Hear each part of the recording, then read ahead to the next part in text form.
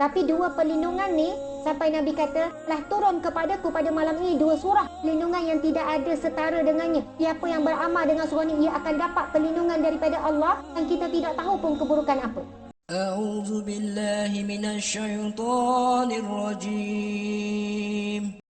Jadi subhanallah, saya nak ucap terima kasih juga kepada surau Al-Hikmah. Subhanallah. Surau Al-Hikmah, Kapung Padamiding. Saya orang Batu Nang. Percaya tak? Memang tahu dah saya orang Batu Nang. Orang Batu Nang Ganu. Boleh sangat nak cakap Ganu. Jangan salah faham pula. Ustazah tu balik Ganu cakap luar.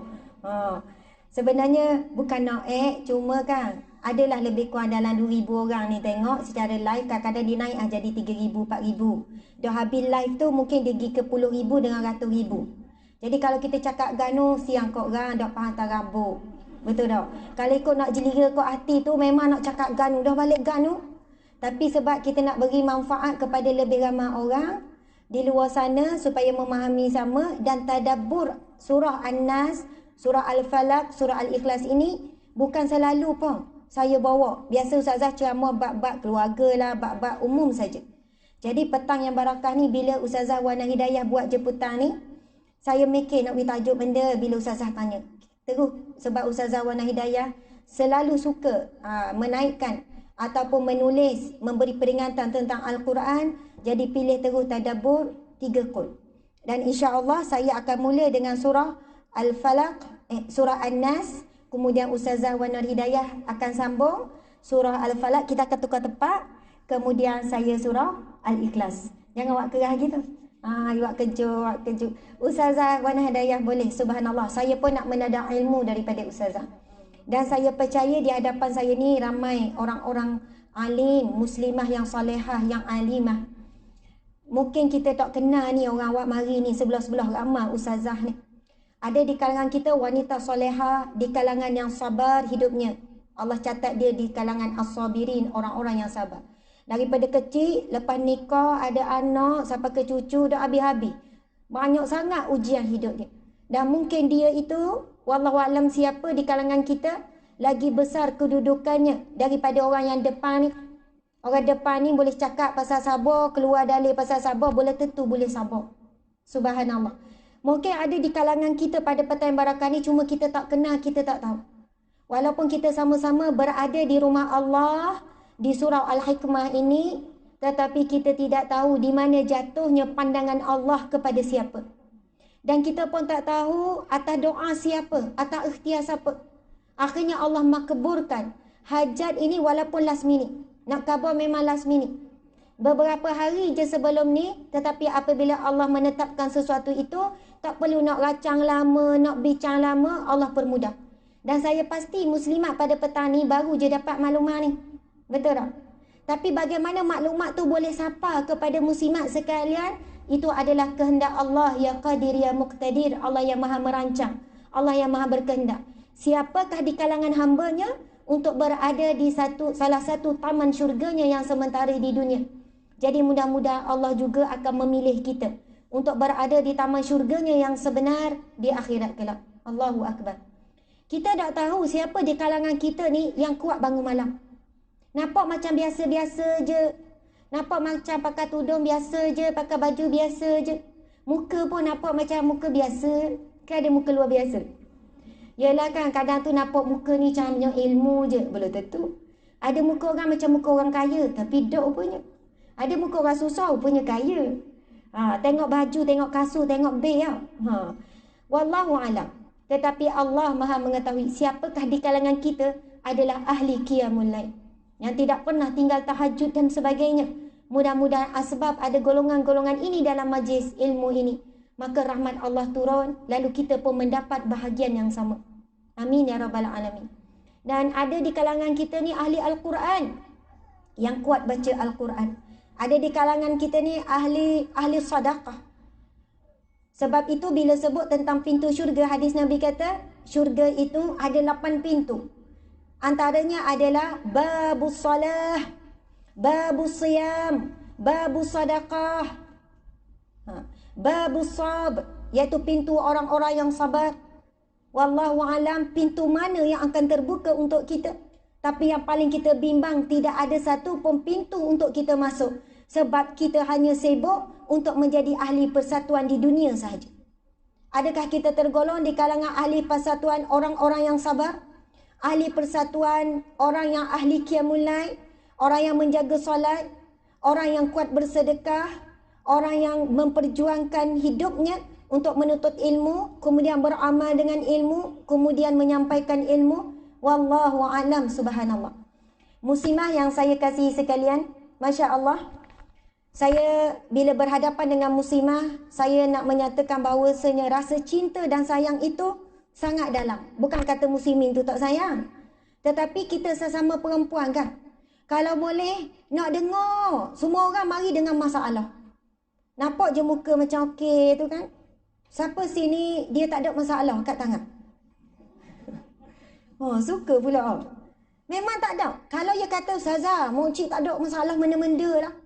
Hari-hari macam okey belaka. Beres belaka Ustazah. Bangun pagi, lepas tu ngaji, lepas ngaji mayang. Boleh mayang duha 12 rakaat. Lepas tu Mokcik gini pula, gini. Mokcik alhamdulillah hidup tak ada masalah Ustazah. Tu masalah besar tu kalau hidup tak ada masalah. Bukan maksud saya kena cari masalah dak. Esok, siapa nak cari pasal dengan saya? Sebab nak cari masalah ni. Tetapi bagi orang mukmin dia sentiasa sedar, walaupun dia hidup dalam ringan buat ibadah, dalam nikmat Allah yang begitu banyak, dalam nikmat kasih sayang ahli keluarga sekalipun, dia tidak terlepas daripada ujian Allah Subhanahu Wa Taala. Sebenarnya sama ada senang ataupun musibah, nikmat ataupun dalam bentuk ujian, semua itu adalah satu bentuk penilaian Allah. Hasil daripada nikmat, adakah kamu menjadi hamba Allah yang bersyukur? Daripada ujian, adakah kamu menjadi hamba Allah yang sabar dan redha dengan ujian Allah? Subhanallah, Allahu Akbar. Saya kan kalau baca tulisan Ustazah Wana Hidayah ni, mudah nak nangis. Ustazah selalu menulis tentang ujian, tentang sabar. Allah menukilkan ilham yang mana boleh ditulis dengan kita mudah faham. Walaupun kadang-kadang saya dok komen, tapi hampir setiap tulisan Ustazah saya baca sebagai apa? Pengubat hati, kemudian melebur dosa. Dah tahulah lebur ke tak dosa tu, tapi bila baca tu istighfar. Sebab rasa macam kena tapar, rasa kena tumbuk. Memang seolahnya kata-kata itu ditujukan pada diri sendiri. Lepas tu mulalah melagikan diri. Bukan melagikan diri apa? Rasa macam malunya, kadang-kadang rasa Kak Ida ni nak tuju kepada saya ke? Saya rasa gitu. Ni dia cakap pasal saya ke? Padahal kita tahu niatnya adalah untuk umum. Tapi begitulah kita, tuan-tuan, puan-puan, muslimat sekalian. Bila kita baca suatu teguran Allah di dalam Al-Quran, jangan kita nampak orang lain. Kita baca je, astagfirullah. Baca tentang neraka, bukan kita nampak orang lain dalam neraka. Dia nampak kita. Bila baca syurga, insya-Allah, bayang kita duduk dalam syurga. Sahabat Nabi SAW, bila Nabi menyampaikan ayat-ayat tentang neraka, mereka menangis sampai pengsan. Kerana mereka membayangkan diri mereka dalam neraka, walaupun mereka itu dijamin oleh Rasulullah untuk ahli syurga. Dan bila mereka dengar tentang ayat-ayat syurga, mereka menangis juga.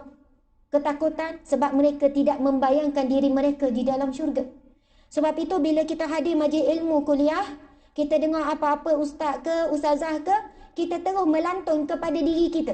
Terus, ya Allah, bukannya nampak orang sebelah. Bukannya nampak suami duduk rumah. Tunggu ni, nak catat sekejap, dia nak khabar ke dia.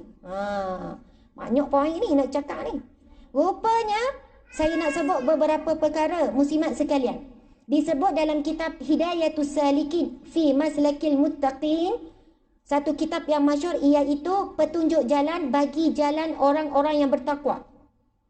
Dia letak garis panduan majlis ilmu yang dinaikkan darjat sebagai taman syurga Allah. Antaranya adalah majlis itu menambahkan cintanya kepada Allah, mengurangkan cintanya kepada makhluk. Kedua, majlis itu menambahkan cintanya terhadap akhirat dan mengurangkan cintanya kepada syurga. Yang ketiga, majlis ilmu itu menambahkan kekurangan dirinya, melihat aib dirinya dan menutup matanya daripada melihat aib orang lain. Tapi sekiranya kita hadir satu majlis ilmu ataupun baca ilmu, dengar ilmu, tapi kita balik daripada majlis ilmu, mata tu lebih nampak buruk orang, lebih dengar keburukan orang, berbanding menundukkan diri ke bumi, rasa macam balik tu rasa macam ya Allah, banyaknya dosa aku, banyaknya nak kena beki, banyaknya lagi nak buat. Maka majlis ilmu yang kita hadir itu memberi kedudukan untuk kita sebagai taman syurga Allah di bumi. Taman syurga ni bukannya jolokan manusia. Nabi sebut, "Iza marartum bi riyadil jannah farta'u." Apabila kamu lihat taman syurga Allah, maka singgah. Sahabat bertanya, "Fama riyadil jannah?" Nabi jawab, "Hilaquz zikri." Halaqah zikir. Kenapa Nabi jawab halaqah zikir? Pertemuan majlis zikir dan majlis ingat mengingati. Majlis itu untuk kita ingat Allah, untuk sebut Allah. Tapi kalau kita hadir majlis ilmu untuk membangga-banggakan diri. Sebab itu kadang-kadang bila kita hadir satu majlis ilmu, kita balik tak rasa apa-apa. Sama ada majlis ilmu itu bermasalah ataupun kita sendiri penuh dengan karak dosa sampai ilmu yang disampaikan tak rasa di hati. Allahu Akbar, subhanallah. Saya pernah ditegur oleh seorang guru. Dia kata, "Ustazah, berhati-hati dalam menyampaikan. Ustazah kena jaga niat, kena bersih hati. Sebab kalau ustazah menyampaikan dengan riak, dengan ujub, dengan rasa ingin dipuji Allah, maka ustazah akan menanggung beban, kesan orang-orang yang datang. Dia pulang bukan menambah cinta kepada Allah, melainkan menambah cinta kepada ustazah. Dia pulang bukan mengenal aib diri dia, tetapi dia pulang hanya dengan mendapat bahagian dia ingini, mungkin sebab nak jumpa ustazah dan sebagainya.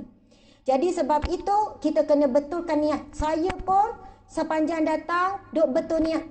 Sebab niat ini sangat mudah berbolak-balik. Dan yang Allah tengok kita hari ini bukan muka kita, bukan tudung, bukan pakaian kita. Walaupun itu salah satu bentuk ketaatan kita kepada Allah. Tetapi yang jauh lebih penting, Allah ya basir, Allah yang maha melihat. Allah ya syahid, yang maha menyaksikan. Allah ya hasib, yang maha menghitung. Allah sedang memandang direct ke dalam hati kita pada saat ini. Apakah niat kamu ketika menyampaikan? Apakah niat kamu ketika hadir ke rumah Allah pada petang yang barakah ini? Allahu Akbar, subhanallah. Jadi marilah kita betulkan niat kita dengan sama-sama baca doa ni. Jadi saya akan baca, maksudnya ibu-ibu boleh buka muka surat doa pembukaan. Muslimin, muslimat sekalian, kita sekarang sedang membaca buku tafsir Al-Quran Ni Abdul Aziz Ni'mat, Tuan Guru Ni Abdul Aziz Ni'mat, iaitu tafsir surah An-Nas, surah Al-Falaq dan surah Al-Ikhlas. Tafsir ni baru siap dalam 2 bulan lepas. Nanti saya cerita bab tafsir Tok Guru ni. Tapi kita nak baca doa dulu kan. Jadi bila saya baca, kita sama-samalah tanda tangan, lepas tu aminkan. Dan insya-Allah saya akan baca sekali dengan terjemahan. Jadi kalau kita beli dan memiliki buku ni, balik boleh amalkan doa yang terkandung di dalam kitab ni. Subhanallah, alhamdulillah, Allahu Akbar. A'udzubillahi minasyaitanirrajim. Aku berlindung dengan Allah daripada syaitan yang direjam. Bismillahirrahmanirrahim.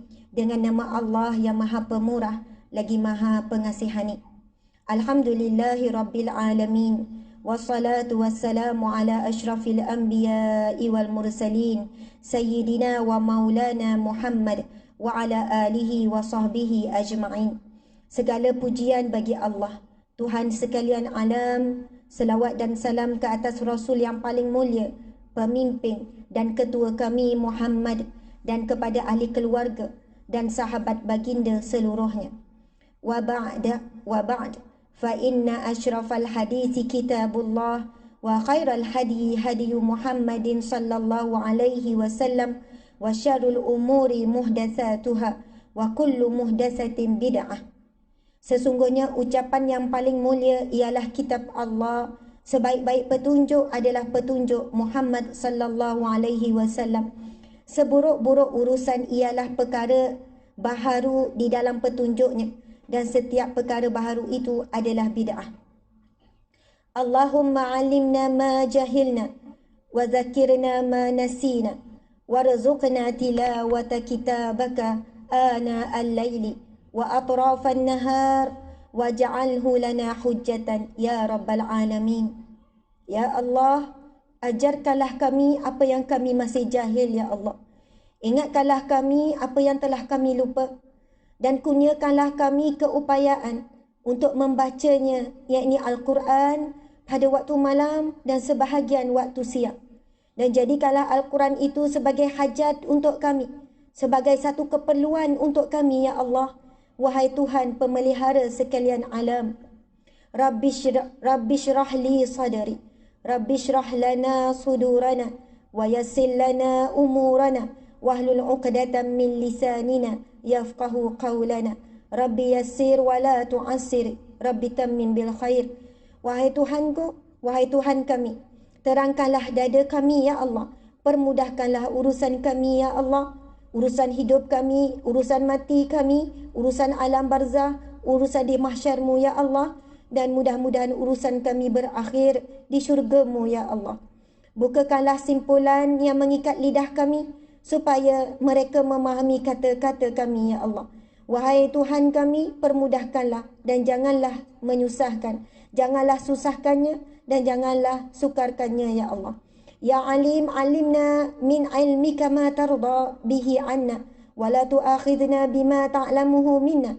Wahai Tuhan yang maha mengetahui, ajarkanlah kami daripada ilmu-Mu apa yang Engkau redha untuk kami. Janganlah Engkau ambil daripada apa yang telah Engkau ajarkan kepada kami. Ya Halim, khaliqna bi khuluqil hilm wa haqqiqna bi haqa'iqil ilm.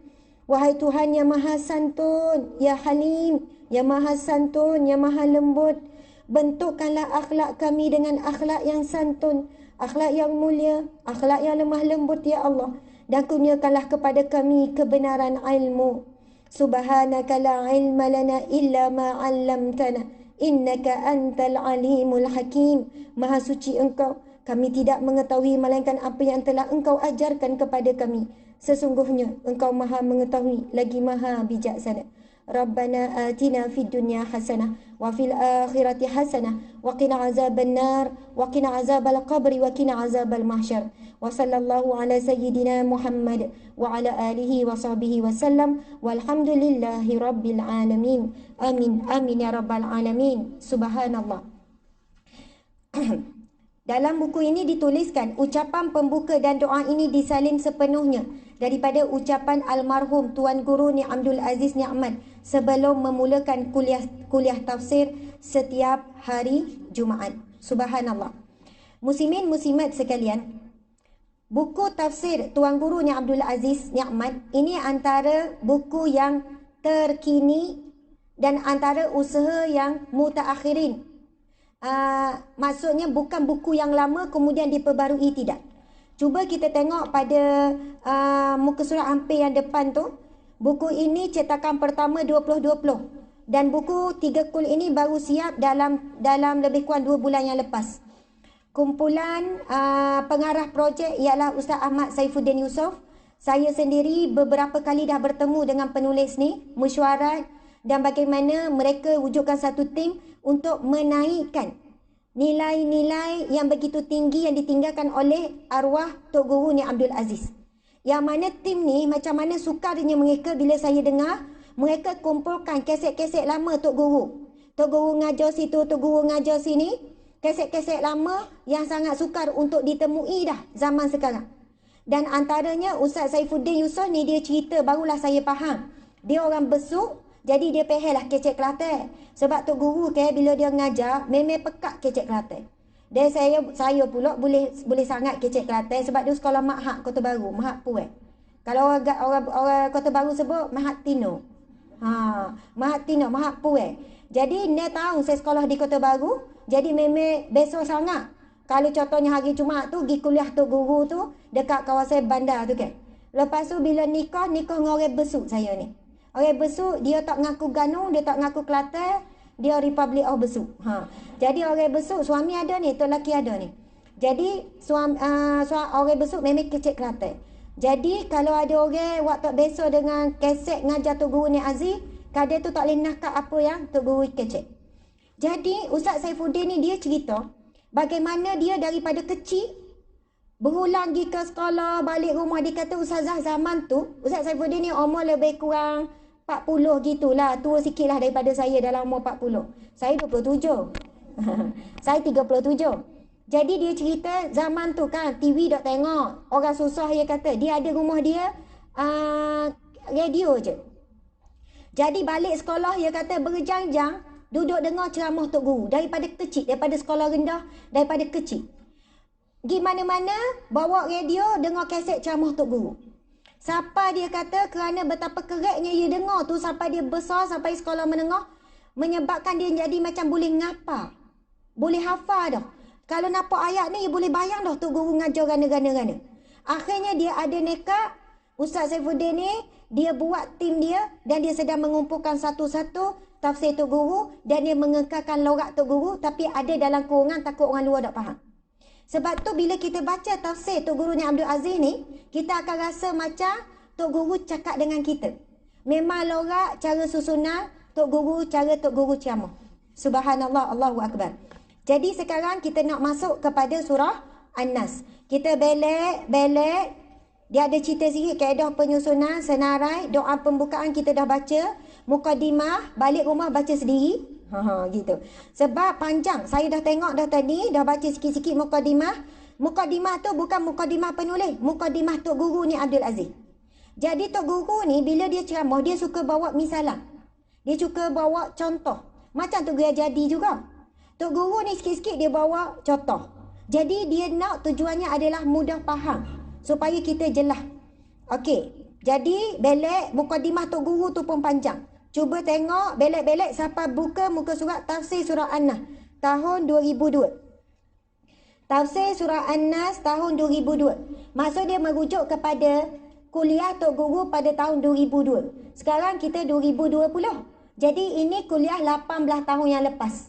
Jadi subhanallah, akhirnya kuliah isi kandungan ceramah Tok Guru kita bakal santapi pada hari ini. Mungkin tak boleh nak semualah, kurang-kurangnya kita dah bermula.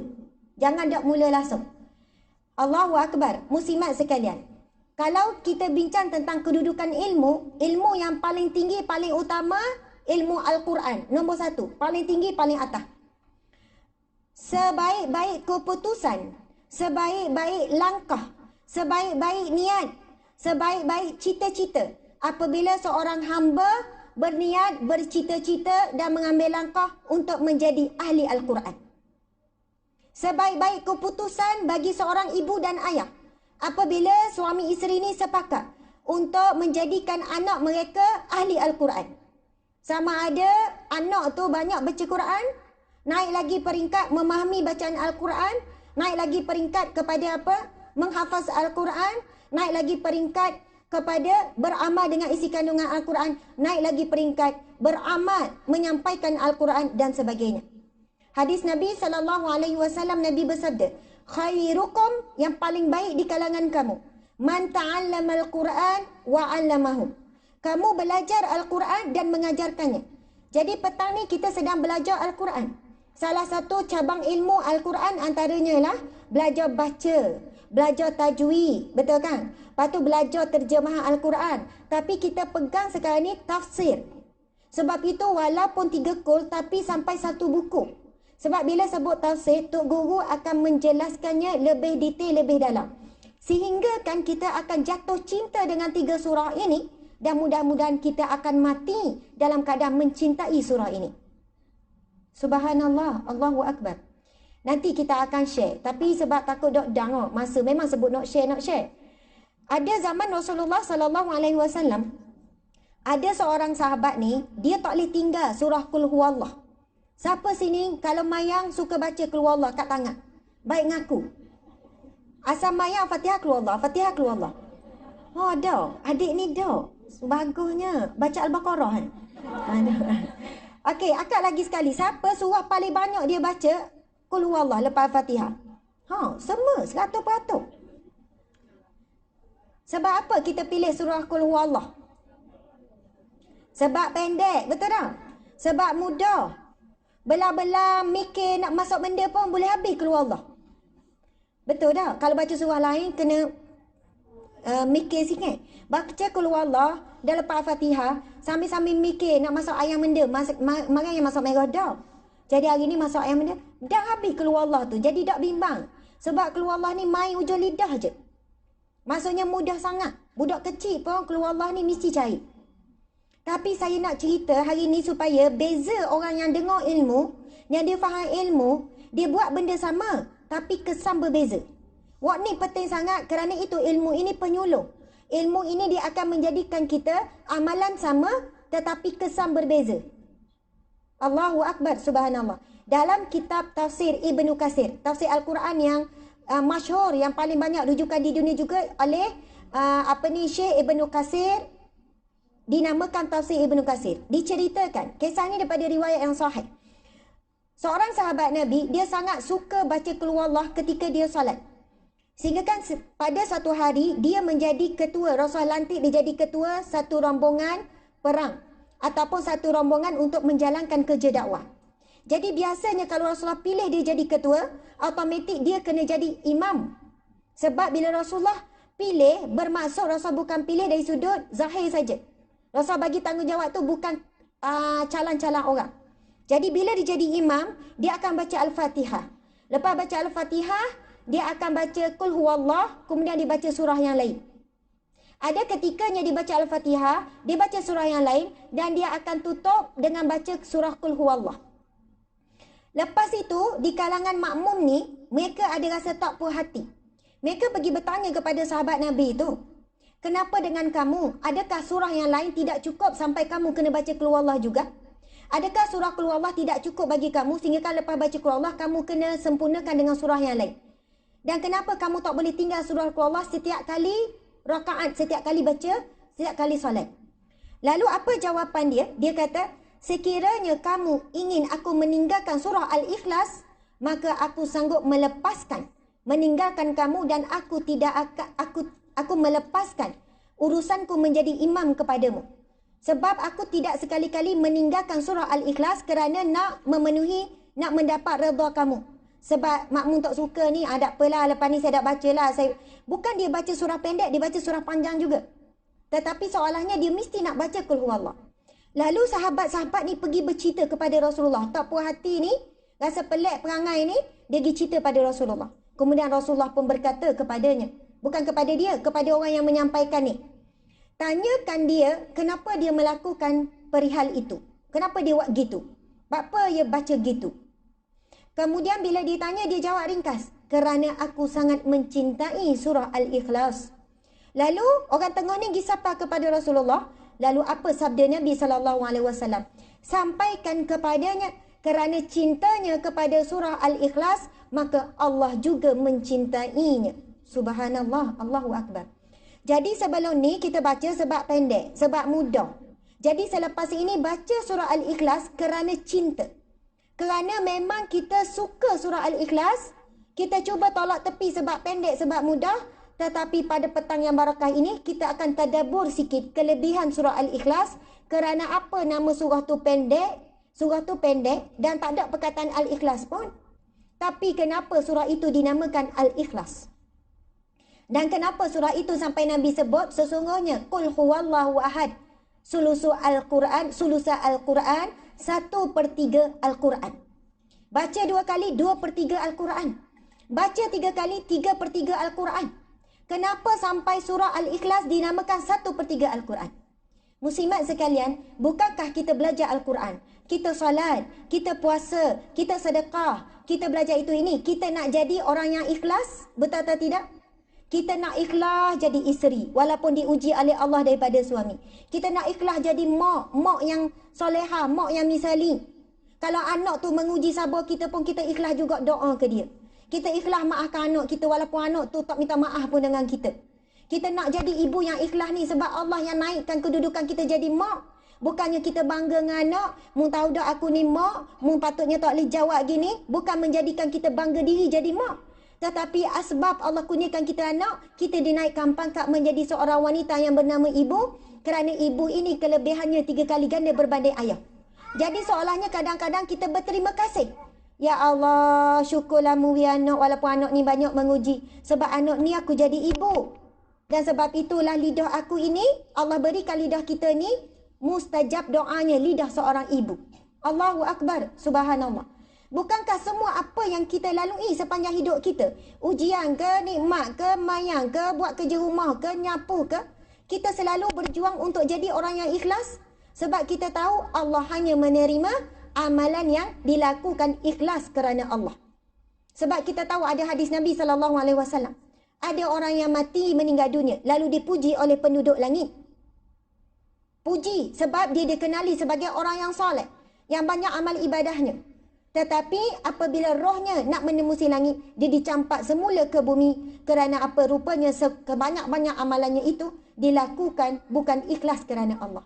Sebab itu bila kita belajar tadabbur surah Al-Ikhlas dan kita baca banyak-banyak kali surah Al-Ikhlas, akhirnya kita menjadi al-mukhlisina lahuddin, orang yang ikhlas di dalam agama Allah. Dalam hidup, Adin juga membawa maksud ikhlas. Hidup ya ikhlas. Dia buat kerja, orang tak puji pun dia buat. Orang keji pun dia buat. Dia buat kerja, saya jumpa orang gini, berapa orang. Wallahualam, zahirnya kita nampak dia ikhlas. Wallahualam sejauh mana, Allah lah yang maha menilai. Tapi biasanya orang ikhlas ni, dia ada ciri-ciri dia. Muka dia suka senyum. Boleh tak senyum lah ke? Walaupun tak nampak. Sebab apa? Ini disebut di dalam Al-Quran, wajah-wajah ahli syurga itu tergambar pada wajah-wajahnya. Dan antara ciri-ciri orang yang mengikuti akhlak Nabi SAW berwajah manis, berwajah ceria. Sehingga sahabat-sahabat Nabi kata, aku tidak pernah melihat wajah Rasulullah melainkan dalam keadaan tersenyum. Senyum. Sampai orang tanya, Siti mana? Tu Siti senyum tu, wak suka sengih tu. Itu lebih baik daripada Siti mana? Wak muka ketak tu lah. Sebenarnya kita bukan semestinya senyum kerana dapat nikmat. Tapi kita senyum kepada Allah walaupun dalam ujian, sebab kita tahu ujian itu sedang menghapuskan dosa kita. Lalu kita tetap gagahkan diri jumpa orang senyum walaupun dalam hati tu banyak sangat kesedihan. Banyak sangat kelukaan. Sebab kita sedang tersenyum kepada takdir Allah. Sedang senyum kepada pemberi ujian Allah. Pemberi ujian iaitu Allah. Allahu Akbar. Subhanallah. Jadi mukadimah tu panjang. Ustazah bila nak masuk ni? Okey, sekarang kita buka muka surat 2. Tafsir surah An-Nas. Okey, cuba kita tengok. Bismillahirrahmanirrahim. Qul a'udzu birabbin nas, malikin nas, ilahin nas, min syarril waswasil khannas, allazi yuwaswisu fi sudurin nas, minal jinnati wan nas. Sadaqallahul azim. Cuba lihat maksudnya. Dengan nama Allah yang Maha Pemurah lagi Maha Pengasihani. Katakanlah, wahai Muhammad, aku berlindung kepada Allah, pemelihara sekalian manusia, yang menguasai sekalian manusia, Tuhan yang berhak disembah oleh sekalian manusia, dari kejahatan pembisik penghasut yang timbul tenggelam, yang melemparkan bisikan dan hasutannya ke dalam hati manusia, iaitu pembisik dan penghasut dari kalangan jin dan manusia. Subhanallah. Cuba perhatikan perkataan Al-Khannas pada ayat yang keempat dalam surah An-Nas. Nanti kita akan pergi sesa. Tapi Al-Khannas ini kalau kita tengok terjemahan dalam banyak Al-Quran, kadang-kadang disebut sebagai bisikan-bisikan jahat. Min syarril waswasil khannas, daripada kejahatan bisikan-bisikan Al-Khannas yang jahat, yang keji. Ada yang juga mengatakan Al-Khannas ini nama jin ataupun nama syaitan yang diberi nama Al-Khannas. Tapi perhatikan, Tok Guru menafsirkan dengan perkataan bisikan penghasut yang timbul tenggelam. Subhanallah. Saya pernah baca beberapa terjemahan tentang perkataan Al-Khannas dan antaranya adalah pandangan mengatakan pendapat yang lebih tepat perkataan Al-Khannas adalah tenggelam dan timbul. Subhanallah. Apabila kita ingat Allah, bisikan itu akan tenggelam. Sebab bisikan tu tak pernah berhenti. Muslimat sekalian, bisikan tak pernah berhenti. Syaitan bisik mana? Cuba tengok. Allazi yuwaswisu fi sudurin nas. Syaitan dia bisik kepada dada kita, bukan ke telinga. Direct ke dada. Sebab kita tahu dada ni tempatnya hati kita. Direct ke hati. Bisik gitu, bisik gini. Tetapi bisikan tu tak pernah berhenti. Syaitan tak ada surrender penat ke. Contoh lagi ni makcik-makcik dah. Makcik-makcik, nampak semua makcik-makcik belaka. Wasa hati ada buat muda tau. Tapi sebenarnya saya nampak semua muda. Nak kabarnya macam 30 belaka. Sebab pakai emas tu kan. Kalau buka nampaklah 60 tu. 50 tu lah. Tapi saya nak contoh gini lah. Setan ni dia bukan macam kita. Kan? Ada rehat ke, putus asa ke, dijanji dah dengan Allah. Dalam Al-Quran, dia berjanji dengan Allah akan mendatangi manusia daripada kiri mereka, daripada kanan mereka, daripada belakang mereka, daripada depan mereka. Itu janji syaitan. Bukannya syaitan tengok bila kita ni masuk waktu je ambil wuduk, bukannya syaitan kata, mokcik ni mayang di awal waktu. Perah rasa. Kalau bahasa kita, perah rasa. Perah ke? Rasa macam, dak, syaitan bila nampak, bukannya dia kata, ya biar je. Kita ambil solat di awal waktu. Betul kan? Bunyi azan kita ambil wuduk dah. Syaitan akan ganggu ketika ambil wuduk. Supaya kita ambil dah keadaan terburu-buru ke, ambil dah kalang ujuk rasa kagum dengan wuduk sendiri. Rasa macam hebat aku ambil wuduk hari ni. Sebab setiap kali ambil ni, baca doa ni, dengar ceramah ustazah itu. Contoh, tiba-tiba rasa ujuk dengan amalan sendiri. Tapi istighfar lah. Bukannya kita terus tinggal dah, istighfar. Istighfar tu akan menguatkan balik hati kita. Kemudian, setan pun tengok. Oh, yang ambil wuduk dia kacau. Bisik-bisik. Hebat mu ambil wuduk, hebat. Oh, mesti gugur belaka dosamu ni. Oh, mesti wajah bercahaya esok kat pada masyarakat ni ambil wuduk khusyuk gini. Lepas tu, bukannya kalau kita boleh khusyuk juga, bukan setan serenda. Abi dah, mokcik ni memang dah nak kacau dah. Dia biarlah kita nak mayang. Tapi masa akad takbir tu kan, Allah, dia bisik pula. Bapa mudak keluar ayang siap-siap. Kau dok lepas mayang, boleh masuk lalu. Tu yang bila mayang tu, tak apalah. Dok tu biar ayang siap-siap rendang. Kalau dok, lepas mayang boleh masuk lalu. Dia bisik tu. Dia tahu apa urusan kita tak selesai lagi tu. Dia bisik lagi. 2 hari lagi gaji. Kan? Kalau kerja kerajaan lah 3 hari lagi gaji. Boleh dah ni kau nak beli Nokza ni. Contohlah. Bukan beli siapa-siapa lah. Maksudnya bisik tu dia tahu apa yang kita duduk cakap dalam berapa hari. Setan ni, kita bukan ngumpat dia, tak payah minta maaf lah dengan setan. Sebab ada setengah orang dia tanya ustazah macam mana saya hari tu mengumpat setan. Nak minta maaf dengan setan. Sungguh ni, bukan nawak ni. Ada wak mikir sampai tahap tu. Dan bukannya kita ni tak payah takut lah cakap pasal setan kan. Jadi kita tengok Al-Khannas ni, tenggelam dan timbul, Tok Guru guna perkataan Al-Khannas ni, bila kita zikrullah, istighfar, selawat, subhanallah ke alhamdulillah. Sebab itu, lawan kepada bisikan ni, zikir pakleh pada lidah saja. Tak kuat. Masa sebut subhanallah, sebab dia bisik mana? Hati. Sebab itu masa zikir, memuji Allah, hati kena zikir sama. Bila sebut subhanallah, hati tu mari rasa. Maha suci Allah. Alhamdulillah, mari rasa segala puji bagi Allah. Bukannya masa zikir tu, subhanallah, subhanallah, subhanallah, subhanallah, ada 10 minit gini, cerita nak mula ni, dan. Subhanallah, subhanallah. Alhamdulillah, alhamdulillah, alhamdulillah. Lepas tu istighfar, astagfirullah, astagfirullah. Astagfirullah. Ni marah cucu terbalik baju baru lipat tadi. Astagfirullah. Astagfirullah, astagfirullah. Suruh betul mula baju tu. Masya Allah. Astagfirullah budak ni, ya Allah. Duk molek. Ramai mana orang lepas semayang? Gana kita mayang. Kadang-kadang mayang, cucu ada keliling ke anak ke. Allah, nampak macam khusyuk. Tapi nampak belaka tu cucu buat benda tu. Tunggu aku lepas mayang tu. Kalau lah mata tu kan gini-gini mata. Tahan ni. Pada sepatutnya solat, Allah sebut di dalam Al-Quran, Allah berfirman, aqimis salah li zikri. Dirikanlah solat untuk mengingatiku. Allahu Akbar, subhanallah. Allah perintahkan kalau kamu solat adalah untuk mengingatiku. Tapi kita solat mengingati selain daripada Allah. Kadang lepas mayang tu, bagi salam tu tak ada benda lain dah. Mai sini kejap, mai kejap. Nampak tak tok mayang tadi? Nampak tak tok mayang? Budak tu pun kelik. Nampak? Soalan pun pelik tau. Nampak tak? Nampak. Dah buat apalah melitah-litah depan tok tadi ya? Kang lalu. Kalau budak tu pandai jawab, tok tengok ke? Dah. Apa melitah-melitah tu ha? Tahu tak? Tok mayang ni dok khusyuk, mai duduk jalan-jalan kan dok boleh mayang depan. Kalau budak tu pandai jawab, kalau dok melitah, tok khusyuk ke? Tapi budak dok mikir, dah nak mikir gitu, tapi nak kabarnya. Betapa lalainya kita dalam solat, lipah duduk jauh lagi nampak dah. Mari dah. Sudah. Allahu Akbar, itulah hakikatnya. Sebab itu, kita tak boleh lari ketika solat, mesti faham bacaan dalam solat. Sebab ketika kita belajar memahami bacaan dalam solat, kita baca pada lidah, hati kita tu mari, bayang. Bila kita baca, Allahu Akbar kabira. Bayangkan, muslimat sekalian. Kita angkat takbir. Takbiratul ihram.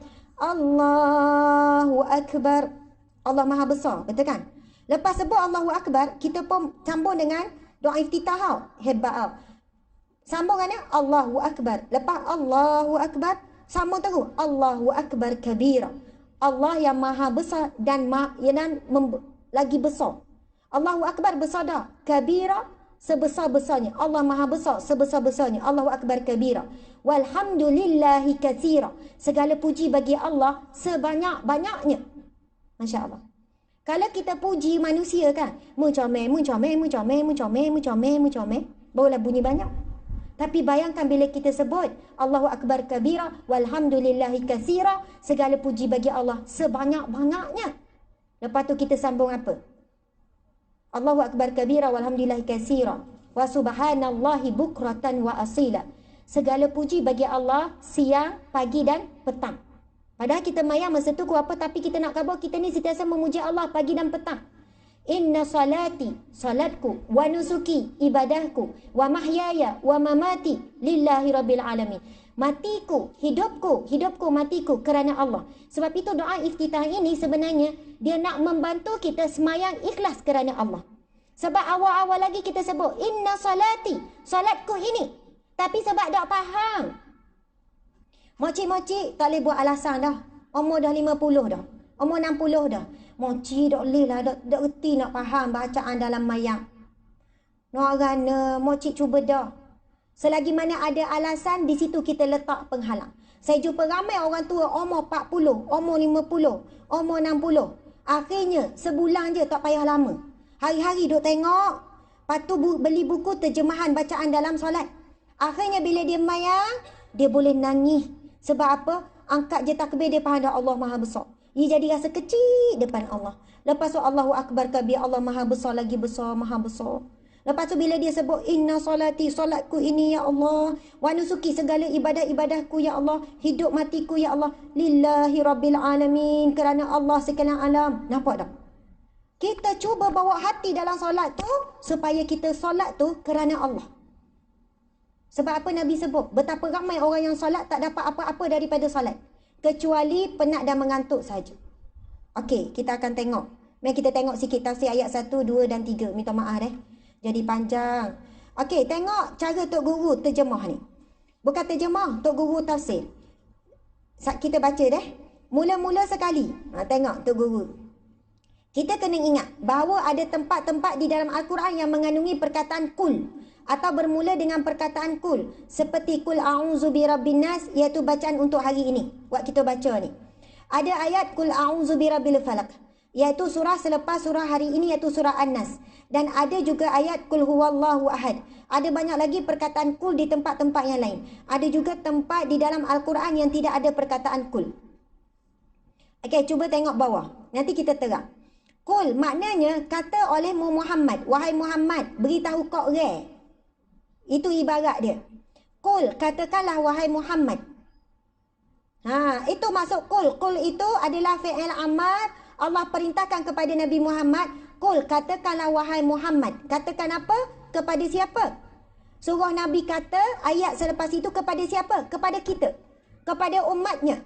Kul, katakanlah wahai Muhammad, a'udzu, kul a'udzu birabbin nas. Katakanlah wahai Muhammad, a'udzu birabbin nas, aku berlindung daripada Tuhan pentadbir sekalian manusia. Jadi cuba kita tengok, apakah beza antara ayat yang ada perkataan kul dengan ayat tidak ada perkataan.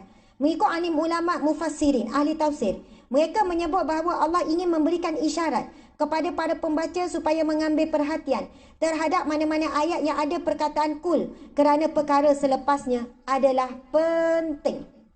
Bila Allah memulakan sesuatu perkataan dengan kul, katakanlah wahai Muhammad, ada perkara yang sangat penting setelah itu yang perlu diberi perhatian. Contoh kita kata gini ya.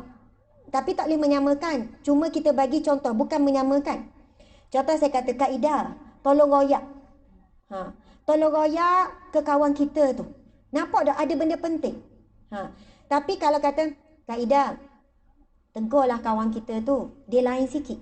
Maksudnya kita seolahnya bukannya kita kata tegurlah kawan kita tu seolahnya terpulang kaedah lah ayat kan. Tapi bila kita sebut kaedah, tolong royak ke dia ayat gini. Maksudnya seolahnya suruh bawa apa yang kita cakap ni, bagi tahu gitu betapa pentingnya perkataan ni kena sapa ke dia. Bukan sekadar umum saja. Jadi sebab itu Tok Guru sebut seolahnya beritahulah korek kepada orang apa yang nak disampaikan selepas itu. Masya Allah. Okey, cuba tengok pada perenggan di bawah tu. Muka surah 4 pada perenggan yang kedua.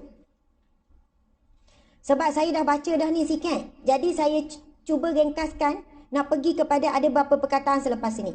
Okey, cuba tengok satu daripada perkara penting itu ialah kul, wahai Muhammad. Royak korek beritahu orang supaya pakat kata. Nampak tak? Supaya orang ni pakat kata. Kata apa? A'udzu birabbin nas. Wahai Tuhanku, aku meminta kepada engkau lindungi aku. A'udzu, lindungilah aku birabbin nas, wahai Tuhan sekalian manusia. Lindung daripada apa? Tu bijak. Cuba tengok. Tok Guru, kalau kita baca moci-moci, kalau kita baca, kita akan jadi macam, oh baru faham, baru jeliga. Cuba tengok perenggan seterusnya. Tu Guru cakap benda. Kalau takut kepada rimau, bahasa kita, kalau takut kepada harimau, kita lari masuk ke dalam rumah. Ini berbanda kita berlindung dengan rumah. Takut kepada gajah, kita lari panjat pokok kayu.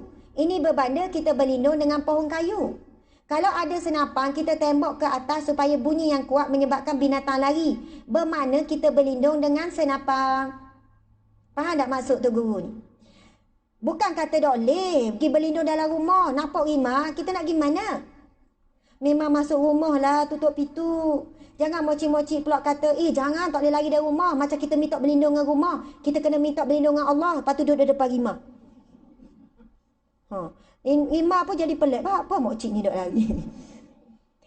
Tapi Tok Guru sebenarnya bagi contoh. Bila kita lari daripada makhluk, contohnya rimau, kita masuk dalam rumah. Maksudnya kita berlindung dengan rumah tu lah daripada rimau. Bila nampak gajah, gajah kan besar. Larilah atas pokok sebab gajah tak boleh naik atas pokok. Kalaulah kita ada senapan, kita buat tembok ke langit, binatang pun larilah sebab takut. Jadi nampak di situ bagaimana makhluk dengan makhluk boleh kita ambil manfaat untuk berlindung. Sebab itu adalah ikhtiar kita. Tapi Tok Guru nak sampaikan, cuba tengok. Tolonglah minta kepadaku supaya aku lindungi dia. Aku ni siapa? Birabbin nas, akulah yang pego. Akulah yang jaga kamu. Malikin nas, akulah yang menjaga kamu. Malik ni penjaga. Kan malaikat Malik, malaikat penjaga apa? Neraka. Nak jumpa tak malaikat Malik? Tambo, jangan lawak mai. Rasa nak jumpa je malaikat Malik, nak tengok. Jangan. Kita kalau boleh tambo jumpa malaikat Malik, kita nak jumpa malaikat mana? Malaikat Ridwan, penjaga syurga, pintu syurga. Jadi bila sebut Malik, perkataan Malik ni memang banyak. Ada masuk raja, ada masuk pemilik. Antaranya adalah penjaga manusia. Ilahinas, akulah Tuhan yang menjaga segala-galanya. Jadi bila kita sebut kul, Nabi Allah berfirman, katakanlah, A'udzu birabbin nas, aku mohon perlindungan daripada Tuhan manusia, penjaga manusia. Jadi subhanallah, Allahu Akbar. Kita sedang memohon perlindungan daripada sebaik-baik yang memberi perlindungan. Okey, kita tinggal sekejap waktu. Saya nak share beberapa ilmu tentang surah An-Nas dengan surah Al-Falaq. Tapi lepas ni surah Al-Falaq kita minta Ustazah. Ustazah kena share juga Ustazah. Okey. Subhanallah. Surah An-Nas ada berapa ayat? Kita ni awal lagi ni baru 3 suku. Sebab saya diberi maklumat kuliah kita sampai pukul 6. Boleh tak? Oh ada waktu ni. Oh gitu takut tak? Doakan pukul 6 mesti bertimayang. Betul tak? Subhanallah. Jadi sekarang pukul 3 suku betul? Kita habis pukul 4 lah. Kita ada masa lebih kurang. Rok dok boleh tak ni makcik? Saya pagi tadi ceramah dah 2 jam. 2 jam kot lah. 2 jam lebih juga. Lepas tu habis dalam kakko 1. Lepas tu rehat sekejap. Mari sini tolok 1.30. Lepas tu mari sini. Lepas tu petang ni ada kejap program juga. Lepas tu lepas maghrib pula. Jadi kalau saya cuba untuk semangat. Ceramah macam ada puluh ribu orang depan. Tapi ada lebih kurang 3,000 ni lah yang ada lebih kurang 3,000. Subhanallah. Jadi campur dua ni lah kaedah 2.7 dengan 5 ada dalam 3,000 lebih. Jadi subhanallah, kita cuba kuatkan diri kita lawan. Saya tahu penat, ngatuk, jadi semut, kengga semua ada dah. Jadi boleh nak berlunjur sikit, jangan sampai keren nanti susah kau orang pula nak suruh akak. Akak jak. Ha gitu tau. Jadi bolehlah sikit-sikit urut-urut kaki betul-betul urat. Ha kalau rasa macam ngatuk sangat tu kan, boleh je bangun. Bukan balik pergi tidur. Bangun pergi tanda, basuh-basuh muka. Sayang pula bedok nak ambil gambar ustazah tau. Ha, pandai-pandai lah. Pergi tarik-tarik nafas ke apa ke. Sebab bukan sokmo lah kita berada di dalam majlis seumpama ini. Jadi surah An-Nas ini adalah surah Makiyah. Disebut sebagai surah Makiyah. Maksudnya surah ni turun di Mekah. Sebelum Nabi melakukan hijrah. Ada berapa ayat surah An-Nas? Ada 6 ayat. Surah An-Nas ini adalah surah terakhir dalam susunan Al-Quran. Betul tak? Jadi surah ke berapa? 114. Surah semua ada 114. Kita ngapa berapa surah? Wallahu a'lam. Jadi surah yang ke 114 adalah surah An-Nas. Bukan dia paling lambat turun tak. Tetapi susunan surah ini bukan Nabi susun saja-saja. Bukan ahli ulama susun. Tapi setelah habis penurunan Al-Quran, malaikat Jibril mendatangi Rasulullah sallallahu alaihi wasallam dan menyusun surah berdasarkan daripada wahyu daripada Allah. Surah apa pertama, kedua sampai surah yang terakhir dinamakan surah An-Nas yang sedang kita bacakan. Okey. Surah An-Nas ini disebut dalam beberapa hadis Nabi sallallahu alaihi wasallam. Antaranya adalah hadis daripada Ibnu Abbas radhiyallahu anhu. Sabda Rasulullah sallallahu alaihi wasallam, syaitan itu duduk mencangkung, macam duduk dekat hati manusia. Apabila manusia menyebut Allah, ia akan mengundurkan diri, dan apabila manusia lalai, ia akan membisikkan kejahatan. Itu kata-kata daripada Ibnu Abbas berdasarkan sabda Nabi sallallahu alaihi wasallam. Maksudnya syaitan ni duduk cakung, bahasa kita lah. Betul lah tu. Duduk cotek. Ke apa lagi? Memang tempat dia kalau dalam pada tubuh badan kita pada hati. Dan kerja dia apa? Bisik tanpa henti. Ke dalam hati manusia. Apabila manusia menyebut Allah dengan hati, bukan dengan lidah saja. Dengan hati, ia akan mengundurkan diri. Dan apabila manusia lalai, ia akan membisikkan kejahatan. Subhanallah. Dan sabda Nabi SAW seterusnya. Sallallahu alaihi wasallam. Ini dalam tafsir Ibnu Katsir pun ada hadis ni. Tentang kelebihan dua surah Al-Mu'awwizatain. Nanti kita share. Dua surah ni surah apa? Yang mana bermaksud sabda Nabi SAW. Bahawa saya telah turun. Saya telah diturunkan atasku dua surah yang tidak pernah turun sebelumnya, dan bahawasanya tiada dibaca dua surah yang lebih keredaan kepada Allah Subhanahu Wa Taala daripada keduanya, iaitu surah Al-Falaq dan surah An-Nas. Subhanallah. Muslimat sekalian, panah ke? Tak panah. Okey, duduk tegak jap. Kita kena tolong juga ni, beri bantuan pernafasan ni. Okey, akak tangan belaka, atas, dua-dua kat tangan.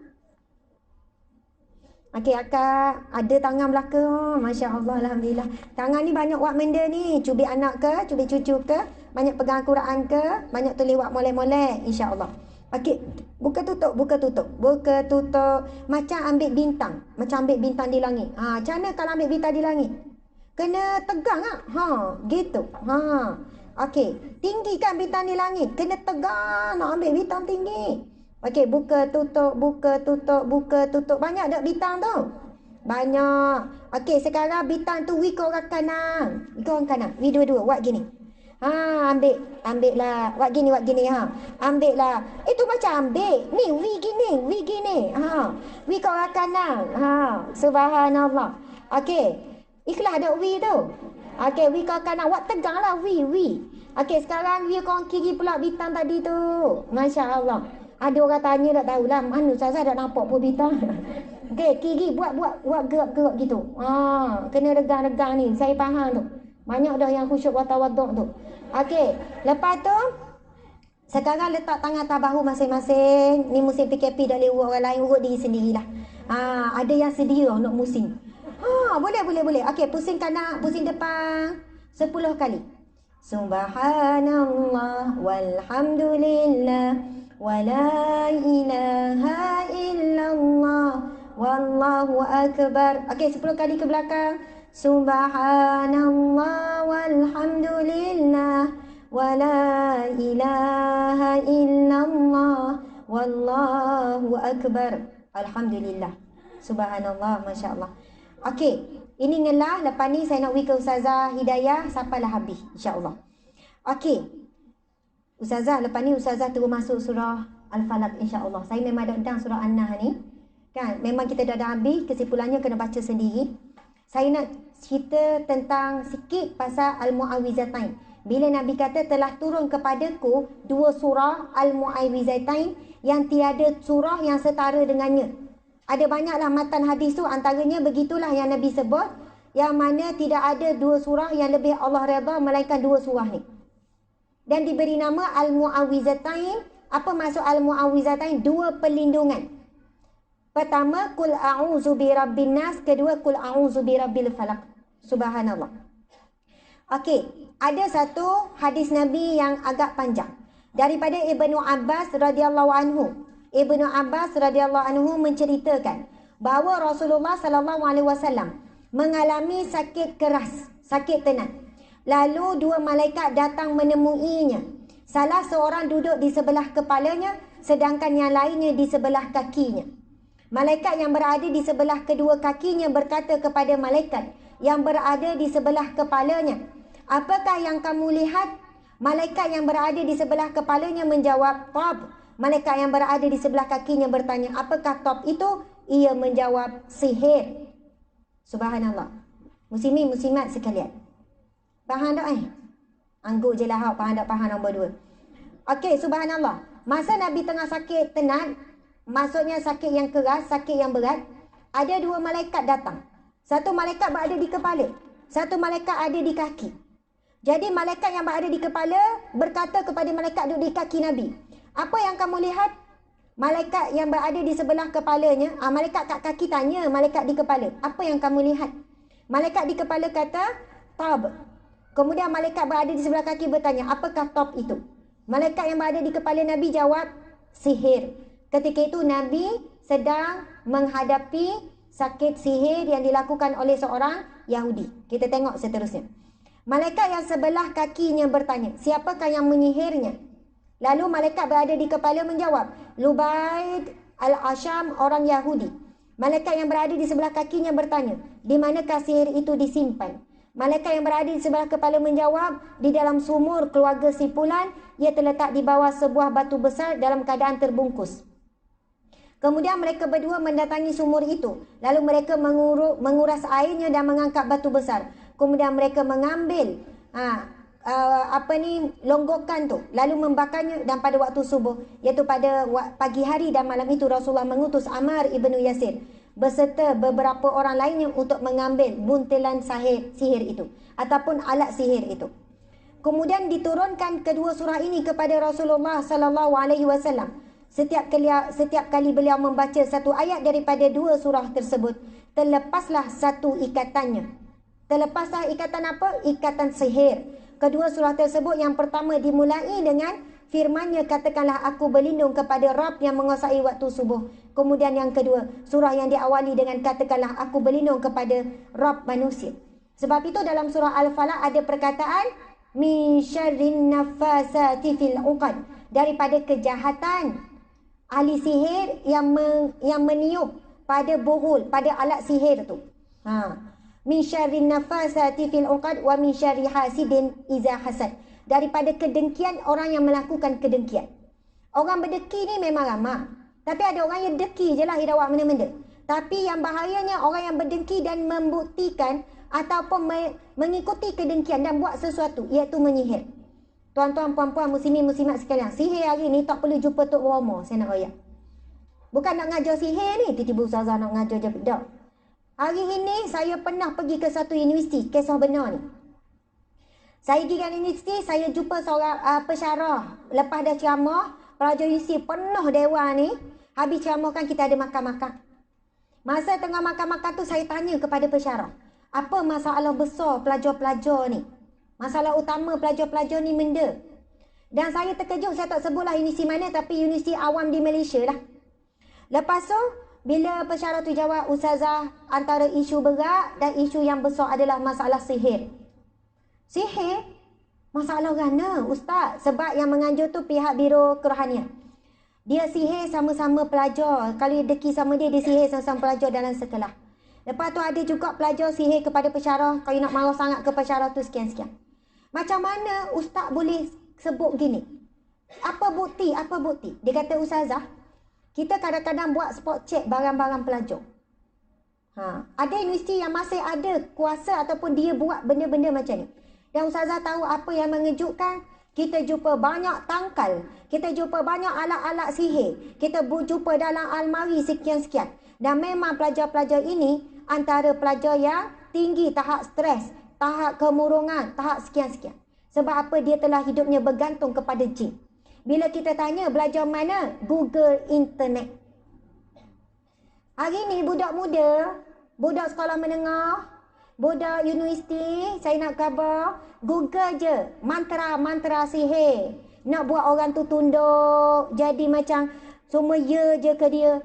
Sihir apa? Ni jampi-jampi, bila orang tengok, orang kagum, jadi semua jatuh cinta. Pensyarah ni kata, Ustazah, bila saya tanya orang puang, adalah dia punya tangkal ada ni, kata ni benda ni. Saya baca ayat-ayat gini, supaya orang tengok, orang kagum, orang nampak saya comel, orang nak ke saya ramah, sekian-sekian. Rupanya belajar mana? Google Internet. Na'udzubillah min zalik. Sebab tu ramai pelajar-pelajar tak tahu bapa sakit, bapa gini, sekian-sekian. Mungkin sebenarnya ada di kalangan kawan-kawan yang ada kedengkian. Min syarri hasidin iza hasad. Saya pernah jumpa tok-tok guru kan, orang-orang alim, saya kata, Ustaz, lagu mana, Syekh, tok guru, apa amalan untuk pendidik diri? Sebut dua. Beramal dan yakin, baca dengan hati, Ustazah, tadabbur, Al-Mu'awwizatain, dua surah ni. Qul huwallah, ya, qul huwallah kalau boleh 3 kurs sekaligus lah. Tapi 2 perlindungan ni, sampai Nabi kata, telah turun kepadaku pada malam ini 2 surah. Perlindungan yang tidak ada setara dengannya. Siapa yang beramal dengan surah ni, ia akan dapat perlindungan daripada Allah yang kita tidak tahu pun keburukan apa. Sebab itu Al-Falaq tu kan, bila kita baca Al-Falaq, Bismillahirrahmanirrahim, Qul a'udzu birabbil falaq, min syarri ma khalaq. Daripada segala kejahatan yang diciptakan. Dan kita tak tahu kejahatan dia. Termasuklah wabak, termasuklah virus yang boleh memudaratkan. Sebab itu kalau orang tanya amalan apa Ustazah nak selamat ni, wabak apa semua ni. Kalau pun dia positif pun, insyaAllah tak bagi mudarat. Sebab kita nampak ada ramai yang positif dan tak ada simptom, tak sakit. Macam tak ada apa-apa, tapi positif. Maksudnya bukan maksudnya orang yang selamat daripada wabak semestinya dia tak kena langsung masuk selamat. Ada orang yang kena, tapi dia tak bagi mudarat kepadanya. Daripada kejahatan makhluk yang jahat. Allahu Akbar, subhanallah. Jadi itulah di antaranya muslimin, muslimat sekalian. Muslimin tu sebab ada yang ikut di live ni. Jadi saya nak memberi, nak menyerahkan. Saya tadi teringat pada kawan-kawan sama dalam satu grup tu, dia pesan dah saya. Asma dia cakap lama sangat, Kak Ida cakap lama sikit.